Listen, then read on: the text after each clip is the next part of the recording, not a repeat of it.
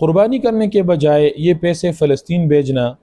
یا اسی طرح کسی غریب کی مدد کر لینا یا اسی طرح کسی اور فلاحی کام میں خرچ کر لینا، کیا اس سے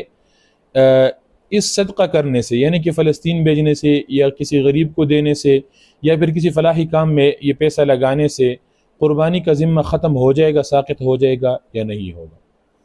اس سے پہلے آپ یہ چیز ذہن میں رکھیں، ایک چیز سمجھ لیں کہ قربانی کرنا یہ ایک واجب اور ضروری عمل ہے، یہ لازم، واجب اور ضروری عمل ہے، جبکہ فلسطین پیسے بھیجنا، کسی غریب کی مدد کرنا، اسی طرح کسی فلاحی کام میں پیسہ لگانا، یہ ایک نفلی عمل ہے۔ اور جب ایک لازم واجب عمل کا اور اسی طرح مقابل میں کوئی نفلی عمل آ جائے تو اس وقت پھر ترجیح کس کو حاصل ہوگی؟ آپ خود فیصلہ کر لیں گے، خود فیصلہ کر سکیں گے کہ ترجیح حاصل ہو کس کو، واجب کو، لازم اور ضروری کو۔ تو گویا کہ معلوم یہ ہوا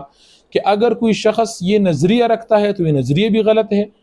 اگر کوئی شخص اس نظریے پر عمل کر لیتا ہے تو اس کا یہ عمل کرنا بھی غلط ہے۔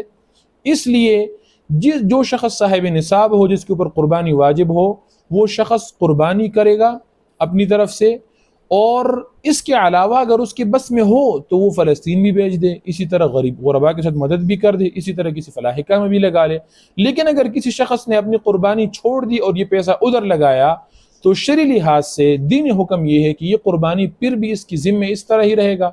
عید کے دن تک جب بھی ہوگا یہ دوبارہ کوئی جانور خریدے گا، اور یعنی یہ پیسے اس کی طرف سے چلے گئے صدقے کے طور پر، اب یہ جانور خریدے گا، قربانی کرے گا۔ اگر اس نے قربانی نہیں کی اور اس طرح عید کے دن گزر گئے تو عید کے دن پھر بھی اس کے ذمے ایک حصے جتنی رقم، یعنی کہ جانور میں 7 حصے ہوتے ہیں تو 7 حصوں میں سے ایک حصے کے بقدر رقم یہ صدقہ کرنا اس کے ذمے پھر بھی لازم رہے گا۔